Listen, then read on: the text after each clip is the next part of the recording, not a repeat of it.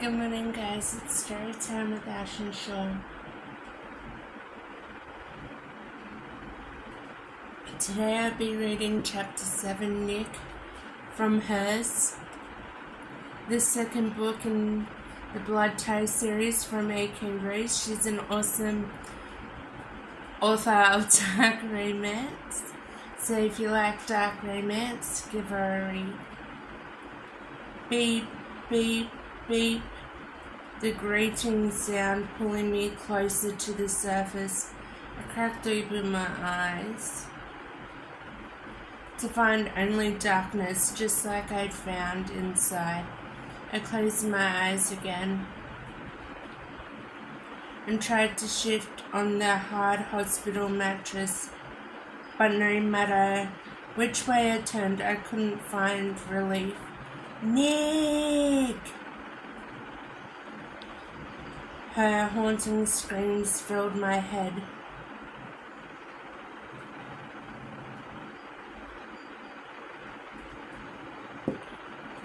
And I couldn't let them go. She kicked and screamed, howling for me. Nick, no! I opened my eyes once more, and that beep, beep, beep in my ear sounded like gunshots. Movement came in the corner of my eye. I jumped as the curtain was drawn back and a nurse neared, her focus buried in the open file in front of her until she stilled and lifted her gaze. You're awake. I just nodded.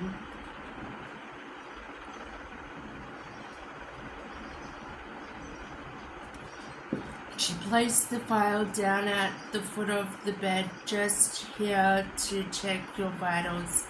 Nick!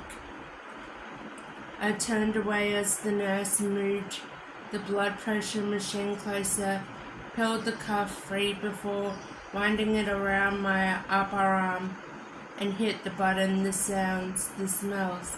It was like the side of a blade that was running along my skin. One tilt of the hand and it would cut me. And I couldn't just fucking wait for that. Not when Reich was trapped in that place behind the fences and the guns. God knew what they were doing to her. My pulse sped out the thought. But the panic wasn't just for her. I needed my brothers to get her out. Or fucking die trying, because I would. Perfect, Nicholas. The nurse was too fucking cheery, and I was too savage, especially for a place like this.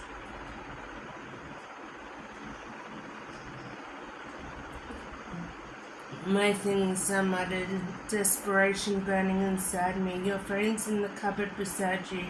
I can grab it for you if you like. I shook my head. No, thank you. She scribbled the details down in my folder before tucking it under her arm. I'll be back in a few hours. Try to get some sleep. I just nodded, knowing full well that wasn't happening. Still, I waited for her to leave before I gripped the railing and pushed my feet to the side of the bed, wincing at the deep flare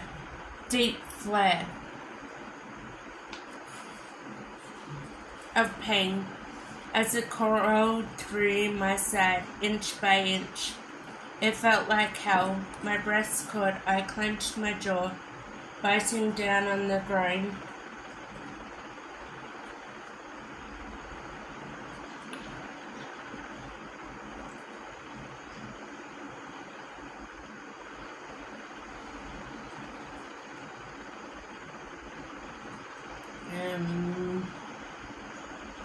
Down on the groin that threatened to come, and slid my feet free, letting momentum take over. One shift of my hold to the handle that hung over my head, and I pulled myself upwards.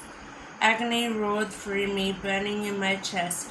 As I straightened, Christ, it felt like I'd been stabbed in the gut. I winced and looked down at the large bandage around my waist. Savagery racing in me Once more, that fucker had it coming. I used that anger to drive me as I reached out to the cupboard.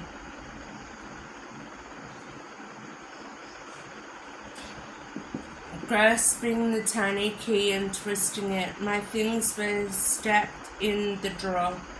I held my breath, steadied myself and reached in, grasped my phone and dragged it free. No charger. It had better have battery. I pressed on it and almost moaned with relief. 10% battery. It will fucking do. I scrolled through my contacts, pressed Caleb's number.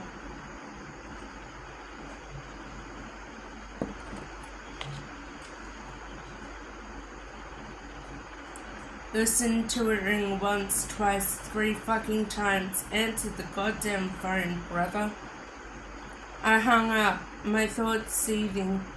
What the fuck was he doing that was so fucking important he couldn't answer my goddamn calls? I pressed the button and tried again, that sense of unease growing inside me, and rang unanswered again.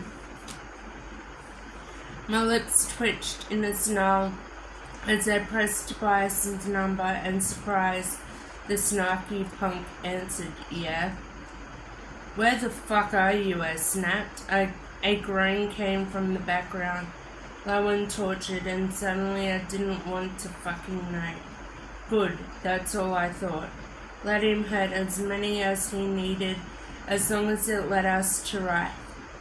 It was like letting a starving pit bull loose. I'd use him. Hell, I'd use us all. Nick! The screams hollowed as I swallowed and snapped.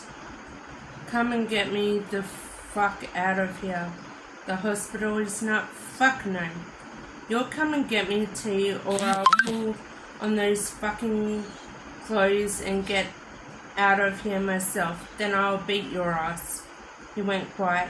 Was he thinking? Christ, I hope not. Fine, give me 20, he answered. I just need to take care of a few things. A scream was muffled in the background before I thumped. Then there was silence, the kind that in that moment made me smile. Caleb with you? No, why? Doesn't matter, I muttered. Move your ass, brother, I need to fucking hunt.